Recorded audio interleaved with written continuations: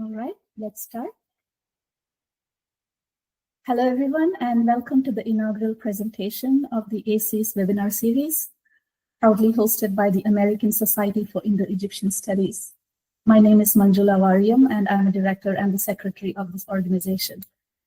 Known as AS-IES, we are a nonprofit dedicated to supporting research on the long history of trade and cultural exchange across the Indian Ocean between India and Egypt in ancient times. While our primary focus is fundraising, we also strive to raise awareness among the public about this rich heritage and history. Our agenda today is like this. Our feature presentation will be followed by a question and answer session. Dr. Thomas Samuel, a director and chairman of the board of AS-IES, will give the concluding remarks. Before we start the presentation, I would like to set some host rules. Please wait until the end of the presentation for any questions or comments. You can type your question in the chat box. You can also raise your hand if you have a question at the end. This webinar will be recorded and will be available later for viewing on our website, www.as-IES.org. We will also be posting the presentation slides on our website. We are very honored to present to you today our respected speaker, Professor Willeke Wendrich. She is Professor of Cultural Heritage and Digital Humanities at the Polytechnic University in Turin, Italy, and a research professor in the Department of Near Eastern Languages and Cultures at University of California, Los Angeles, UCLA. She has worked for 35 years in Egypt and has directed archaeological projects in Egypt, Yemen, Ethiopia, and recently in Italy. Her research interests are settlement archaeology and ancient craftsmanship, with a strong focus on the intersection of archaeology, intangible heritage, science, and indigenous knowledge through communal, cultural, natural heritage studies. From 2012 to 2016, she was the director of the Center for Digital Humanities, and from 2015 to 2023, the director of the Kortzen Institute of Archaeology at UCLA. She is the vice president of the International Association of Egyptologists, the editor-in-chief of the online UCLA Encyclopedia of Egyptology, co-editor with Hans Barnard of the Cambridge University Press Series, Elements of Current Archaeological Methods and Techniques, and board member of the Institute for Field Research and of the Museo Egizio in Turin. I'm so very thrilled that she's also director and the president of AS-IES. Without further ado, ladies and gentlemen, Dr. Wendrich speaking on Perspectives, Egypt and the India-Rome Trade in the 1st Century CE.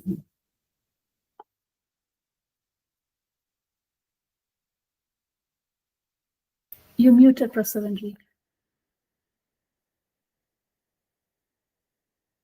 Can you hear me now? Yes, we can hear you. Yes. Perfect. Okay, then we can start. I'm delighted to be here with you today and to share one of my great loves, which is the research that we've done and that's ongoing in the far-reaching contacts between India and Egypt. And I will talk about work that I've been involved in and a little bit about work that I'm no longer involved in, but that colleagues of mine are continuing. So let's start right away. The Berenike excavations started in 1994, and I was co-directing these excavations at that time. And in 2001, we worked in the eastern desert of Egypt. This was a project of the University of Delaware, Leiden University, where I was attached at that moment, and UCLA after I moved in 2000 from the Netherlands to America to take up a position as professor at UCLA. Then in 2001, we couldn't work in the Egyptian Eastern Desert anymore because of military reasons. And there was a hiatus in our work. And this has been taken up again in 2005 and is ongoing. The main universities involved are the University of Delaware, the Polish Academy of Sciences, and Leiden University, but now in the form of colleagues of mine who are working there. And I'm still attached emotionally, but also practically to the work, but I'm no longer leading it. The director from the very moment onwards, and my co-director starting in 1994 is Steve Sidebottom, who you see here. He is at the University of Delaware, and he's shown here with two of my dear friends, Mohammed Eid and his father, who are working with us in this very lonely place in the Egyptian desert. So where are we? Here is the map of Egypt, and right here in this area you see the location of the harbor of Berenike on the Red Sea coast. And I'm going to show you on the left a cutout so that you have some idea. Here in the south is where Berenike is located, of the location. It was really at the southern border of Egypt, but from Berenike there were different roads through the Eastern Desert to the Nile Valley, to Edfu, present-day Edfu, to present-day Guft, and along the Red Sea to Antinopolis. The reason that the harbor of Berenike was this south in Egypt was because the Red Sea is very difficult to navigate. There's mostly northern winds, and there are very treacherous coral reefs all through the Red Sea border. The reason why Berenike was founded is maybe quite unexpected. It's these elements, these animals, elephants. Because elephants were very important in warfare at that time. And I'm speaking about the 3rd century BCE, before the Common Era, where there were wars between the Ptolemies in Egypt and the Seleucids in the Near East, and the latter cut off the route to elephants. So the foundation of this harbor was to import African elephants from Eastern Africa. But of course, if you have a harbor and you have those roads into the Nile Valley, then that's also a perfect establishment for other types of trade. Now, Berenike is really an exceptional archaeological site because there has been very little disturbance. It was very isolated, and it has been part of a military area for several decades. The preservation of organic materials is really good, and of course the site has a very special function as harbor for long-distance trade. And that you can see that things are well preserved is especially what we find in different shrines and sacred areas. Here we see an area in a temple, one of the many temples that were excavated in Berenike. You see 3 offering tables, and to the right an altar with burn marks, and underneath that an ostrich egg. To find evidence of actual practice, religious practice, is very rare. Egyptian temples have been excavated quite quickly in the past, and the interest was in the archaeology and not so much in all the little traces that we are nowadays very interested in. So what we find here, these burn marks, for instance, are really special. Another example is this small incense burner from another temple region. And this one has traces of a wooden bowl on it with sand and charcoal. And then in the burning of the charcoal, the incense would have been located. So again, organic materials that are preserved and that give insight in actual practice of what was happening there. Everything at Berenike gets sieved. The excavation is very, very careful. So here you see our people sorting all the finds that come out of the sieve. Our sources are both archaeological and textual for the history of Berenike. We find, of course, ceramics, gemstones, botanical remains that have survived, textiles and basketry, and other organic materials, which is quite rare, especially if we compare it with India, where most of these things do not survive. They are not preserved. And then we have textual sources both from Berenike, but also textual sources that talk about Berenike and about the trade. So let's look a little bit at those texts before I get into the archaeology. In Berenike we find ostraca, which are potshards on which people have written little notes, papyri and inscriptions. And all of these carriers of text have very different meaning. They're very different types of text, but we'll get into that in a moment. The text outside Berenike are archives that are found elsewhere. The Nicanor archive is very famous. This is an archive of traders who traded through Berenike.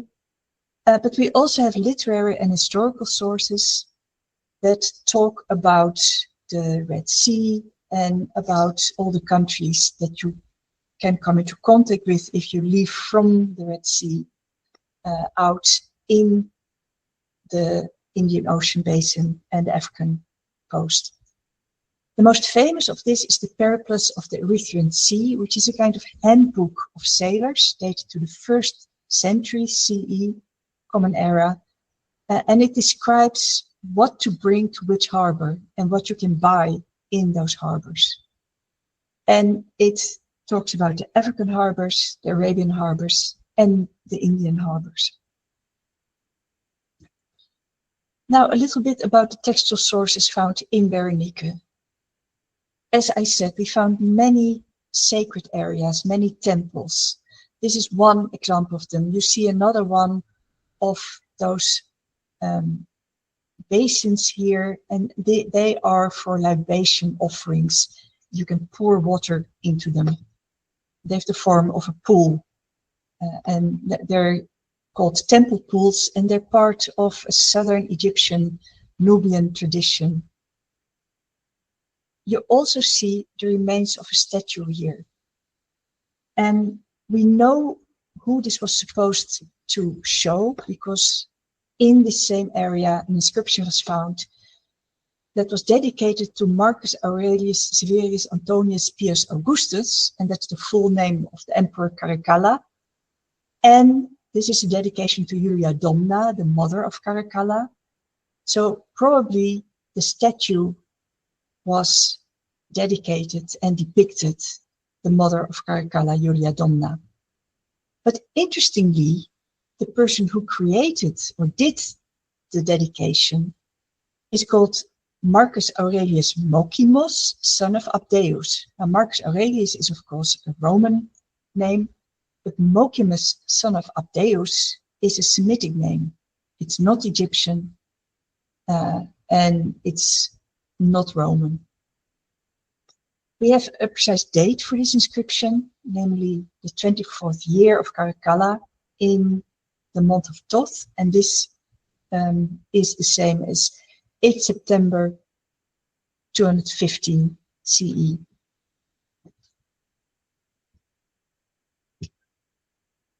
So this is what is left of the statue, but we also found a hand, possibly with a cornucopias in it.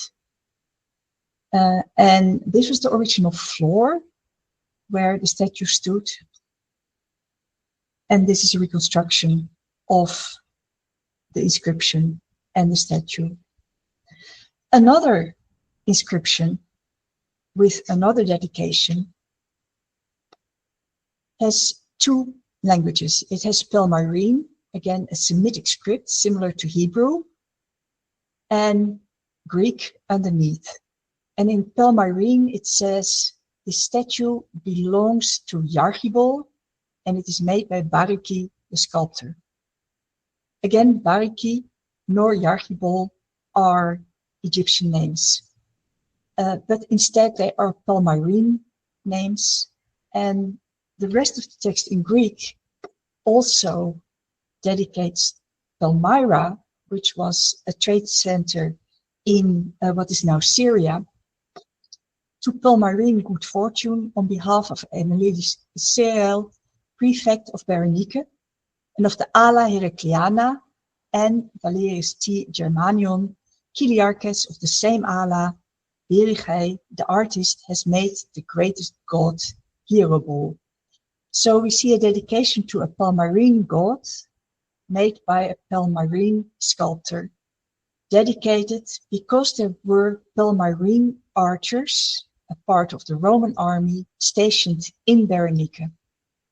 So Berenike, very early on in the excavations, clearly was a multinational, multicultural hub.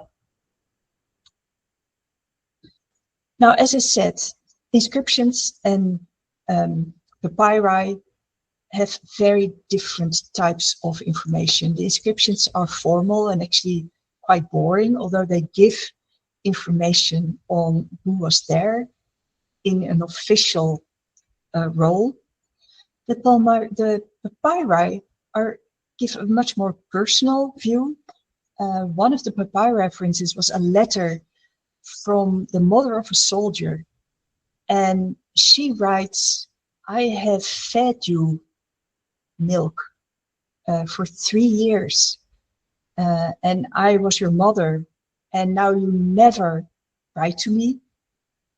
So a complaint that we recognize from all the parents who have their children go out into the world and then they don't hear from them.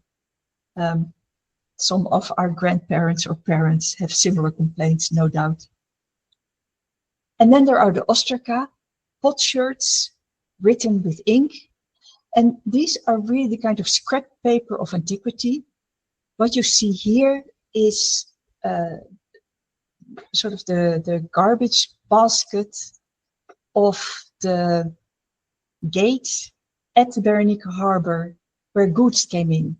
So this is part of the permissions to bring certain goods into the harbor. Most of the goods that we recognize from this are wine, grain, oil, these type of articles. But we also find this. It's an Egyptian pot, but the inscription is Tamil Brahmi. And it mentions Kora Puman, Koran the chieftain. So again, very early on in the excavations at Berenike, we found not only evidence for Egyptians and for Romans, for Greeks, but also for Indians, because if this was inscribed in an Egyptian pot, that meant that there had to be someone at Berenike who knew this script, and most probably someone who came from India rather than a Roman soldier who had learned Tamil Brahmi. So from the text, we get glimpses of this very international context, this very intercultural or multicultural context. From the archaeological sources, we find a lot more interesting information. For instance, we can look at black pepper. Again, black pepper is something that is an organic material. It hardly ever survives. And when it survives, it's usually because it is found in the ashes of fires, because then it hardens and sometimes it survives. So if we look at the Roman finds of black pepper, then we see that in Europe, there were 8 peppercorns found in Oberaden in Germany. In Hessen in Germany, 15 peppercorns were found. In Straubing, also in the Roman border in Germany, 52 peppercorns were found. In Egypt, which is of course closer to the source, closer to the harbors where this came in Mons Claudianus, 5 peppercorns were found. In Shenchev, which is inland from Berenike, 16 peppercorns were found. But in Berenike itself, until 1998, 1,600 peppercorns were found. So you see that there's a huge difference in access to this material. In 1999, we found a pot with 8 pounds of pepper. Now, 133,000 peppercorns is an estimate. We didn't really count them all, but we counted 100 gram and then extrapolated. So this is what it looks like. And it still has the shape of pepper. I must confess that I tried one and it tasted of sand, but sand with a definite bite still. So this is the pot after we've removed it from the ground. You see also the building styles of the buildings in Berenike. Most of the buildings were made of coral heads. And then we have cornerstones made of a local anhydrite stone. And this was the pots before they were removed. They were buried in the ground, in the courtyard of the Isis temple. So here you see an overview again of that building and the 2 halls on the right-hand side, where 2 pots were buried to their neck, and one of them contained all this pepper. Now let's look at some other evidence from plant materials. I mentioned the Periplus, and the Periplus, this handbook of the tradesmen in the Roman period, mentions certain plants. It mentions black pepper, and we found plenty of it in Berenike. It also mentions long pepper, which we didn't encounter in Berenike. It mentions indigo, cinnamon, and none of these things have been encountered in our excavations. Now, there might be different reasons for it. Maybe they didn't survive, or maybe they were never imported through this harbor. Instead, what we did find was other plants that are not mentioned in the textual sources. Costus, which is a fragrant root, coconut, Job's tears, which is a grass seed that is glossy. It's something that was used as beads in India. Plenty of teak wood, mostly reused in buildings. We found sesame and we found rice. Now, it's really important to think about this black pepper and long pepper and what occurs in Berenike and what does not occur in Berenike, because potentially it gives us information on the route that was taken between India and Egypt. Because black pepper comes from Muziri in the south, long pepper comes from Barigaza in the north. And that might mean that it tells us something about this route, which either could have been coast-hugging, and that would point at most contacts being with Barigaza, or it could have been a direct crossing of the Indian Ocean, making use of the winds, the half-yearly winds that can bring you quickly with the monsoon to Muziri. Most of the evidence we have in Berenike comes from Muziri. We have a couple of things that point to contacts at Barigaza, but of course there was a lot of trade also along the Indian coast. So it could have been that the things that come from Barigaza also came via Muziri to Berenike. But then again, we also find other things, and that is where it got really interesting. This is an Indian potshard with a hole in it. Now, you might think that if you find something like this, it points at something that Egyptian merchants took from India because it's pretty. But these are parts of cooking pots, Indian cooking pots. And that really points at the presence of Indian merchants in Berenike. This was the first glimpse we got from the actual presence of Indian people in Berenike. And by now, that evidence is overwhelming. And it's quite surprising. I mentioned the teak wood, usually built in within the walls in Berenike. So it's reused. And it's reused from shipping, because it's clear that this teak wood was used for shipbuilding from the slots that are in there and the way it was made. But we also find railing rings and sailcloth. These rings were sewn onto the sail to help hoist the sail up.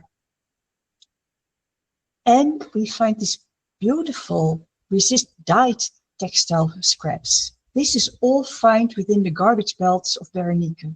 So we find these tiny bits, but it's extremely important. And this is a tiny fragment again from an Indian carpet.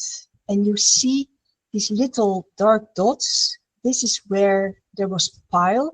So it would have been a piled carpet fragment from the garbage dump at Berenike. Now, I keep calling these Indian textiles, and you might wonder why I think they were Indian. Well, first of all, they were made of cotton. But in this period, there was cotton in Egypt also from another source, namely from the south, through Nubia.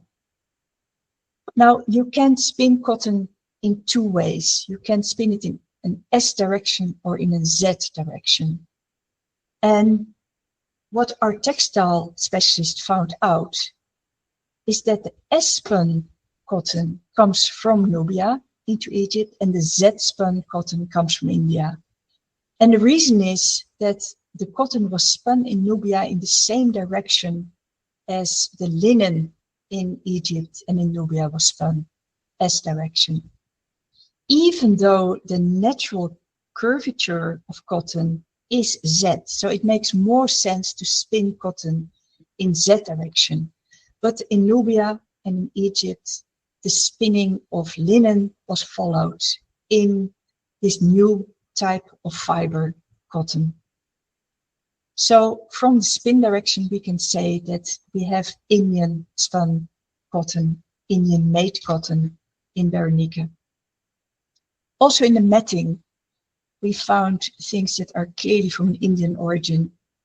This is bamboo matting, also in a technique that you don't find in Egypt, in this zigzag shape of plaiting. And this type of camel belt, of which we found several examples, it's called plied sprit braiding, and it's really quite complicated. So to the left, you see how it was put together. Now, I've been looking for parallels for this, and in the Egyptian archaeology, we don't find a lot of it. Where we do find parallels nowadays is in North India. This is one photograph of a book by Peter Collingwood called Techniques of Plied Sprit Braiding. In India, it's quite common. In Egypt, not so much. But it's made of a local Egyptian material. So in this little piece of camel belt, again, we find a clear indication of Indian people in Egypt doing things the way they were used to doing at home, but in the materials they had available in this new area. Now, it's not surprising to find Indian people in Egypt, because if you cross the Indian Ocean with the monsoon winds, then it means that you need to wait. It's almost like catching the train. The monsoon winds blow half a year from east to west and the other half of the year from west to east, approximately. So if you catch the wind towards Egypt, you have to wait until you can catch the winds back to India. So together with these materials that come from Muziri in the south, with the texts that point at Tamil, also evidence of contacts to the south, and this waiting period to get back to India, it's not surprising to find Indian people in Berenike. But it might go much further than that. In the last few years, there are real indications that it went much further to that. And that actually we may have people who were based in Berenike for more than just part of the year. And that evidence comes from the Temple of Isis in Berenike, in the form of this little statuette. It is a Buddha. It was found in two pieces. First, the body was found. And that body looks very Hellenistic, Roman. It's made of marble. It may have been made in Alexandria, where there were marble workshops. It's very finely made. But later on, the head was found, and the head is definitely not Roman. It's clearly a Buddha statue, but it was not brought from India. It was produced in Egypt. And now we get a very different view of the involvement of Indian merchants in this whole trade. Because this means that someone had ordered this from Alexandria. Of course, there were a lot of contacts with Alexandria because all the goods that came into Berenike went through the Eastern Desert to the Nile, and then from the Nile up to Alexandria on the Mediterranean, and from Alexandria across the Mediterranean to Rome. But that's not all. This was found in Berenike as well. And these are three Indian Hindu gods, Balarama, Ekanamsa, and Vasudeva, the later Krishna. But again, the style in which these Hindu gods are placed, this arch and the columns, is not Indian, is much more Roman. So we see this combination of something that was probably made in Egypt, but then put up in the Isis temple, dedicated to Indian gods. So the evidence that we already had for the involvement of Palmyra has now expanded greatly with a lot of evidence for the presence of Indian merchants in Berenike. So we have the Buddha, we have the Hindu gods, and then we have here on the left the god Serapis. Now Serapis is very much an Egyptian god, a late Egyptian god. He is a mixture between an Egyptian god and the Greek god Zeus.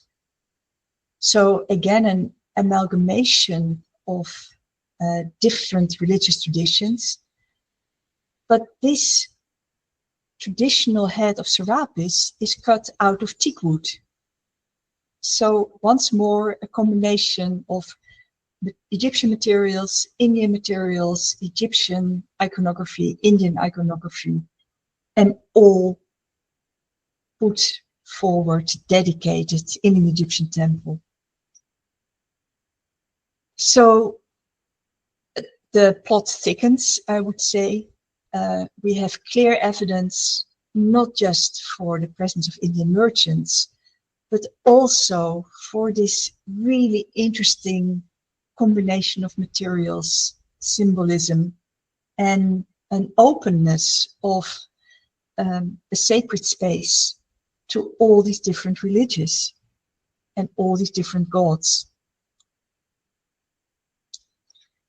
Now, here we see the Mediterranean and Italy and the location of Berenike. This is how Berenike has been seen for the longest time. And you will see from the 20th century several articles and books that talk about Roman-Indian trade. It's very Roman-centered. It really looks at Rome as where the initiative for this trade comes from. But by now, it's very clear that we need to change this view and that we really need to think of the initiative coming from elsewhere. And with that, the name should change as well into Indo-Roman trade. it is really clear that a lot of the initiative came from the East, came from India. And I wanted to end my lecture today with dedicating this first lecture of AS-IES to a person who saw this very early on. This book, The Indo-Roman Trade, is written by Roberta Tomber. We worked together in Berenike. She was a dear friend of mine who unfortunately died way too early. We miss her. We miss her insights. We miss the enormous, wonderful work that she's done, both in Berenike and other harbor sites in Egypt, but also in Archaeology, where she went to look at both the Indian pottery and at the Roman pottery that came from Egypt. So I want to end this with expressing gratitude to one of the pioneers of the Indian Roman trade, Roberta Tomber. Thank you very much.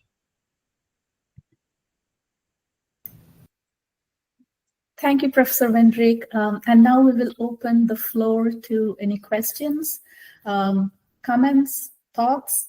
Please feel free to type your questions into the chat box or raise your hand.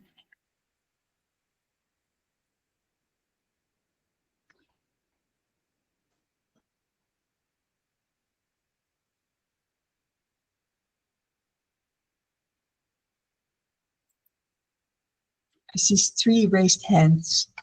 Yeah, let me see. Can we unmute and open the video for all the participants now?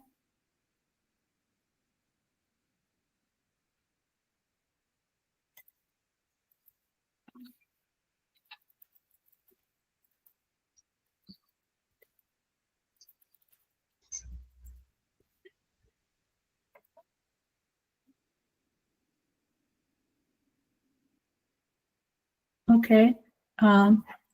Narayanan, you're okay. There you are. Hello there. Hi. Yeah. Thank you. This is very fascinating. I've been taking some notes. First of all, thank you, Manjula, and thank you, Dr. Wendrich. I connected the dots when I looked at your Temple of Isis, Balarama, Ekanamsa, and Vasudeva. There is a temple in Puri Jagannath, which actually has Balarama, Subhadra, and Krishna. Balarama is supposed to be the older brother of Krishna, and Subhadra, their sister. And Subhadra, being the female deity, is also the equivalent of Yogamaya, which is the illusory energy, which is what Ekanamsa is. So, and that, I believe Puri, I'm not sure how far Puri is from the other port you said. I just thought I'll mention that to you for a commonality that I found.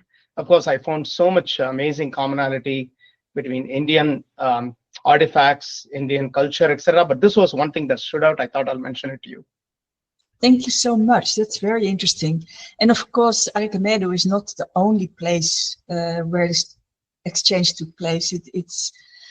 We are just beginning to look at this. There has to be done much more research, both in Egypt, but especially also in India. So very interesting. Yeah, even the reason I called it out, not to just show the 3 deities are unique, and the way you can go back, and I'll send you a link, the way they are depicted is also not traditional. The way the hands were like this got me thinking. So I'll send you a link. You might want it, again, a connection of the dot. But thank you, this is fascinating. Great, thank you so much.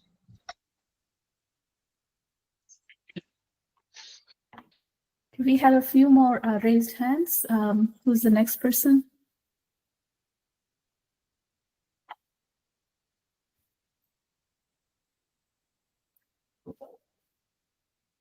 Can we get the next person?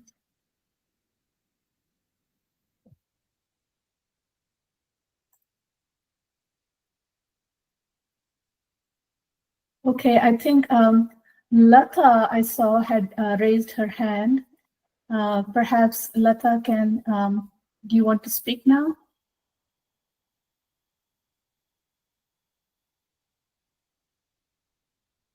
I'm sorry if we seem to have lost the raised hands. If you could raise your hands again, or else you can type in the chat box. Perhaps that might be.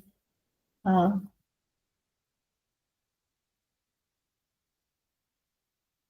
can see your questions there too.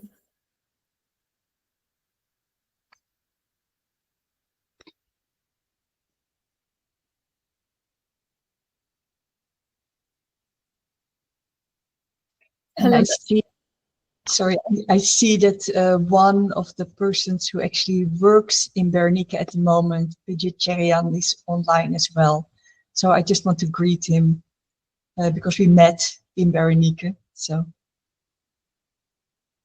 I see Anto has raised his hand too.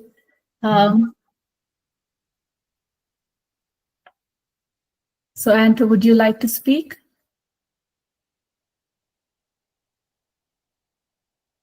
You're ma'am, okay, yeah. am I audible? Yeah, you are. Yes, we can hear you. Okay. Ma'am, thank you for a very illustrative and nice presentation. First, second thing, the images were very thought-provoking. Thank you. About Indian textiles particularly.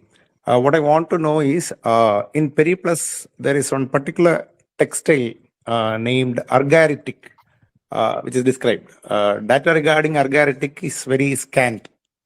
What are your thoughts about this particular textiles? It's a type of textiles which has been produced from South India, possibly cotton, possibly from Pandya territory, near to Muziri, argyritic. okay. Any What we have found in several, also not just in Berenike, but also in the harbor north of Berenike, that is now known as Kuzel Kadim, is that in both harbors, this tiny fragment of resist dye textiles that I showed you was found, and the same pattern. So resist dye is like batik. So it's made with wax and then dyed, and then you get these beautiful patterns. Apparently, this dotted pattern was popular, and it may indicate either this particular pattern or this technique of resist dye textiles, which really was an innovation in Egypt. It's something they hadn't seen before. So it may have been that it referred to that. The other textile that we found that was very important, but I don't think that came in as a trade item, is the sailcloth, which also was Indian cotton. So these were ships that were coming from India. They were built in India, but even Roman-built ships could have had Indian-made sails if there was damage. But for a trade item, I think the resist dye textile is a good candidate.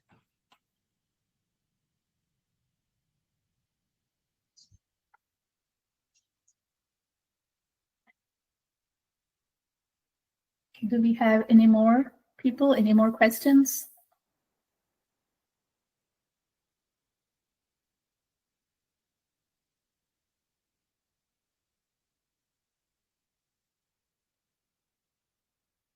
I just allowed.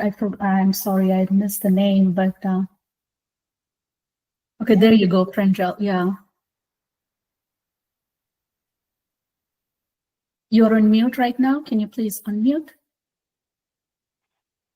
Hello. Yeah. Am I audible? Yes. Yeah. Okay. Good evening. Thank you for bringing this all this information to us. Thank you to Professor Wendrich and AS-IES to organize this. This is really wonderful evidence that you have given about the textiles. I congratulate your textile team to bring out such minute detail. What I want to know is how many shards did you find of the cooking pots? Is that the What we one that you found, took? Or? sorry, No, we found more. We found more than this, but this was a concentration which really showed that this was not a one-off, but they were really complete pots that were used also for cooking.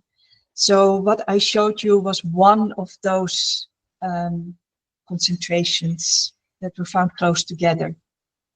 But Roberta Tomber's work, she specialized in the pottery, she found many more. Okay, so in that case, if we had not found the rest of the items that have parallels in India, would the cooking pot be sufficient evidence to say that Indians were residing there at Berenike? No, Just it for my wouldn't be. information. Yeah, no, it would not by itself be sufficient evidence. But a cooking pot is more likely to be used. Cooking, of course, and cuisine is very much part of one's cultural identity. So to bring a cooking pot, one cooking pot could be a souvenir, but to have cooking pots being used in Berenike really points at something different.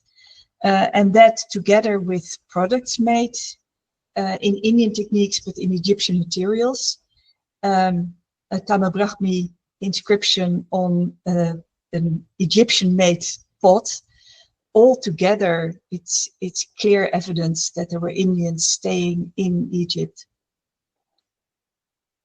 Yes, definitely. Thank you. Yeah, you're welcome. We have one question in the comments. Was the altar used to make offering via water and food? Because it looks like, in shape, it looks like the altar for Indian fire sacrifices. And this is from Narayan again. I wasn't there when this was found. As said, I wasn't part of the excavations of the second period. So I'm not sure. From the Egyptian type of offering tables, you can see that there are incense offerings and water offerings or wine offerings.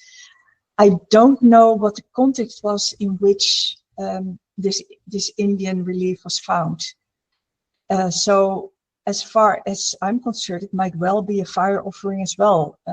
That is really something we should check with the people who actually excavated this.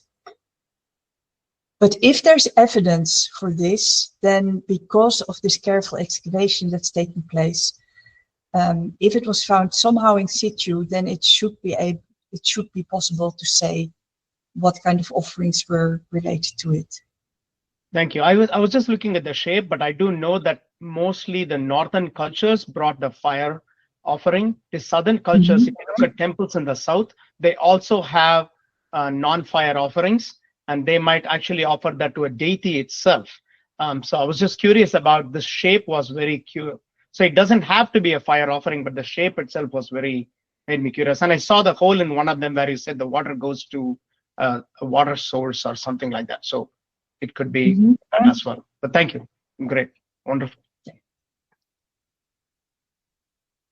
Okay, do we have any more questions? Yeah.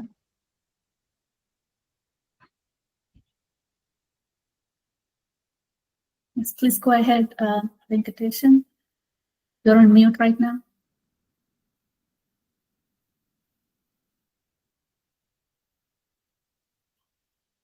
We can't hear you. You're on mute.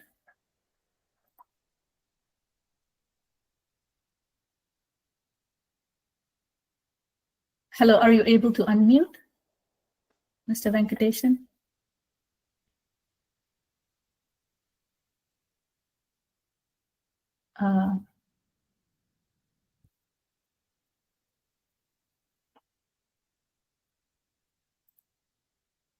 Is there? I'm sorry, we are not able to hear you. Do you want to put your question in the chat window?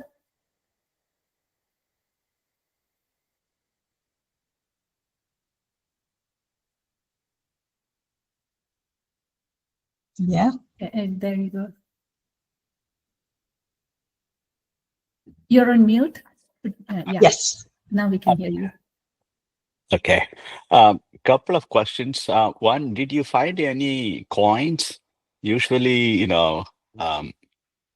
presence of coin will also indicate, the trade two-way or multi-way. And then the second question regarding the teak. I thought teak came from the New World, the so-called New World, and I'm surprised about the origin, presence of teak. Yeah. Well, first question about coins. I'm trying to remember. So Steve Sidebottom is actually a numismatist. His specialization is coins. I think he may have found one Indian coin, but mostly we find, of course, Roman coins, and we found some coins from East Africa, from Aksum, but that's from a later period. That is the 5th, 6th century CE. As far as teak is concerned, that very much is actually coming from further east than India. It comes from Burma, for instance. So it's definitely an old world wood.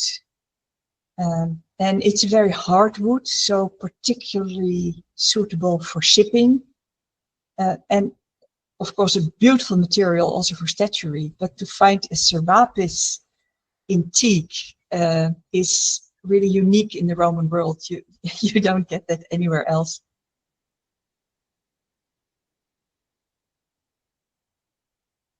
It shows a mix of so many different cultures in one. Yes, it's beautiful. It's yeah, and the fact that this clearly was very peaceful living together, sharing sacred space. And were all these artifacts found in one temple, the Temple of Isis, or were they in different temples? Some of the things I showed at the beginning of my lecture were from different temples. For instance, the statue for Julia Domna, and the 3 Nubian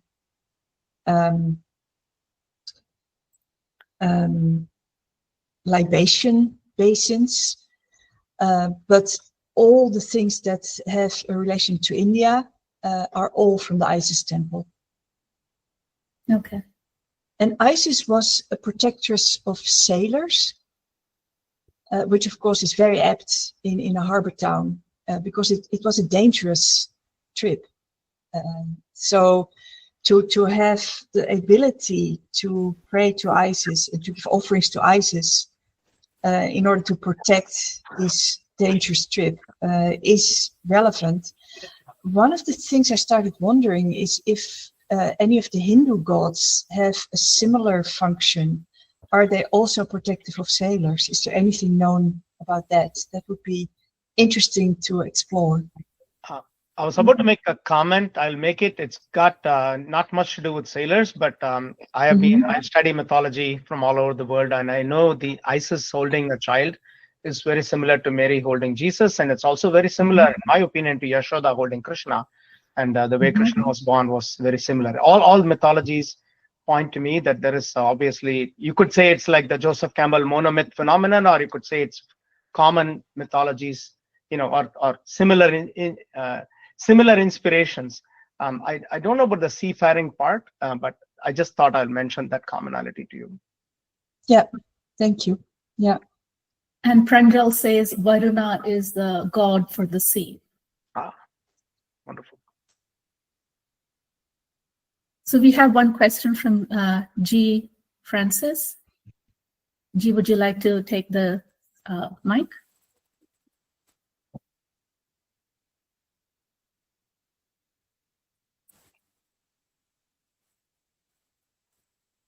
Hello, G, we cannot hear you. Are you on mute? You seem to be unmuted, but...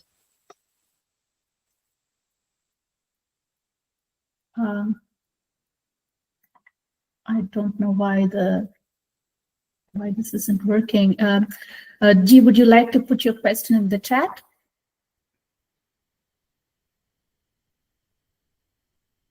Do we have another?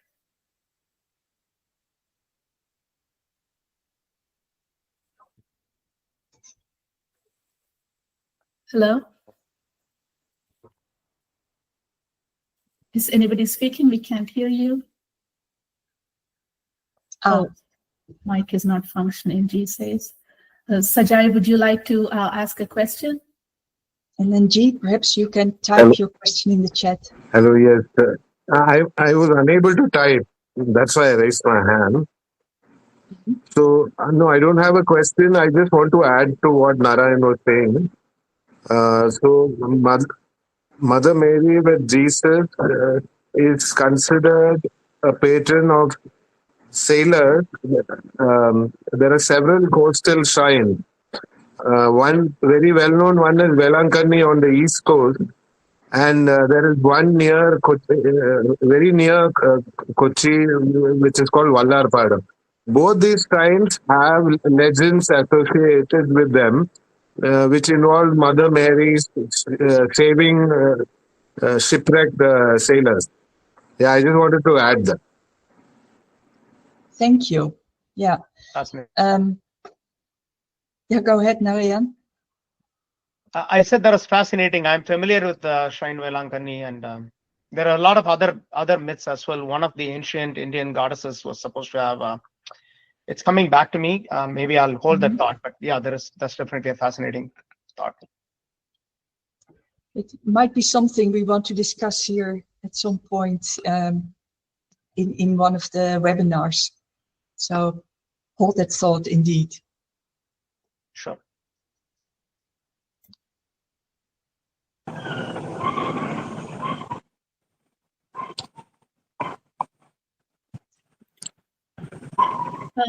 G says in the comments, a Chera coin belonging to the 1st or 2nd century AD was found in Fort Dios. And where's Fort Dios?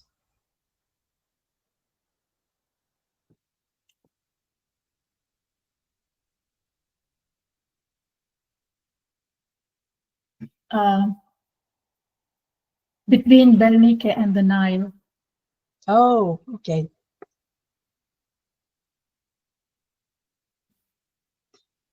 Coptos. Yeah. And there's, okay, because there's currently new excavations going on in Coptos. So by someone from Museo Egizio here. So I'll definitely be in touch with him, see if there's any other evidence, which is logical because Coptos is really where the things reach the Nile. So the Chera coin, the Chera kingdom was a kingdom in Kerala, in South India. Right. They were a very ancient kingdom. Most evidence seems to point at South India. We have another comment from Anto. I would like to add an input. He says, Anto, yes, please go ahead.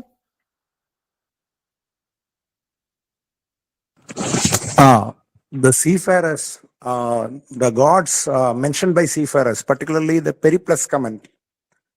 The Periplus comments the worship of a virgin goddess at the Cape of Kanyakumari. In the entire document of Periplus of Erythraean Sea, that's the only religious thing which is adding. It's something very interesting. This devotion to the virgin goddess at Kanyakumari is mentioned by a trader who is looking for riches. He is just making a passing comment, particularly in relation to that temple and Cape Comorin. It's something dedicated to the safety of the sailor also. Again, Avalokiteshwara, the deity recorded to be belonging to the Podigai mountain or Bettigo mountain, as recorded in Periplus and in Ptolemy. The Avalokiteshwara is also one who is going to take care of the sailors in the vast ocean. Again, the Patini cult, the Kannagi, the goddess, Patni means the chaste wife. Okay, so Kannagi of Chilapadigaram again is one who watches out after she becomes the god. She watches out for the safety of the sailors. And one more thing about teak. We have mentioned in Silapadigaram of teak being exported to west from Tondi, which is the Tamil name. The Roman Greek equivalent is Tindis. So these many things I just wanted to tell. Thank you. Yeah, thank you so much. I have to drop. I just want to add, I did mention a goddess earlier. That is an Amman in Kanyakumari also. Maybe somebody alluded to that. Her diamond ring was supposed to be a beacon light for sailors. I did remember that little thing. I posted that. But I do want to drop now. Thank you so much. Wonderful. Thanks so much for being here. Thank you. Yeah. We are almost, in fact, we are slightly past the hour. Thomas, would you like to make the concluding remarks? All right. Thank you all for coming in and joining us this morning, evening, wherever you are. And I just want to make sure that we appreciate the participants as well as the speaker for today. And Professor Willeke has been an integral part of ASIES. And when we approached her 3.5 months ago, we already knew that she's already wearing multiple hats in her different capacities, and we offered her one more hat and she gleefully accepted it. And we are forever thankful to her for her guidance and her inspiration. And today's presentation was awesome. And I'm really, really thankful to her for all of her guidance in this matter. We are also thankful to all of our participants. We had about 36 people participating at one point. And I know that it's different time zones, and many of our participants are from India. And I know it's coming up on the top of the it's past the top of the hour right now. And it's for many of you, it's bedtime. For people in the West Coast, it's morning coffee. And for us, it's brunch time. So I wouldn't take too much of your time. I really appreciate you being here. And please continue with your encouragement and support for us. We are a very small organization. We just started with this 3.5 months ago. And we would be encouraged by your presentation. And there's one small favor, if at all, I could ask you. I'm not asking you to donate money or anything like that. We are a small organization, as Manjula said and I said earlier. We are still establishing our communication networks. And even for this event, we tried multiple networks to reach out to as many people as possible. So when the next event comes up, please spread the word so that more people can participate. From the participants today, today's participants, we know that we're very knowledgeable people in this group, and we are all enriched by your contribution by asking questions and participating in the discussions. And we would like this to continue. And please spread the word around when we send out more invitations. Reach out to your friends and academic groups or universities or any other groups that you can find. And we would greatly appreciate that. So with that, we are forever thankful to all of you. And we conclude this event for today. Thank you all. Thank you so much. Bye. Bye, everyone.